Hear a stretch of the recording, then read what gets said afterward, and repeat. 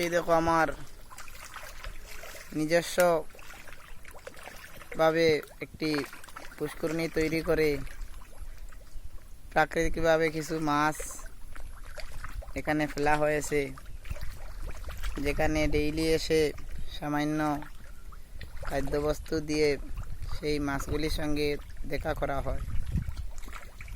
এখানে প্রায় 50-60টি মাছ রয়েছে, বিভিন্ন ধরনের মাছ, যেমন চাঁদ মাছ যেটাকে আমরা বেটরি মাছ বলি, রৌ, বাউ,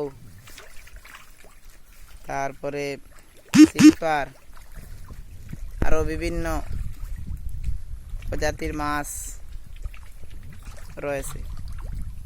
সেই মাছগুলো দেখতে খুবই ভালো লাগে।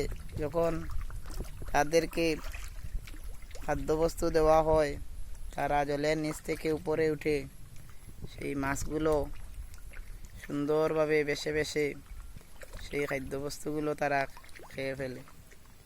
একদম ফুটা মাছ আছে, তারপর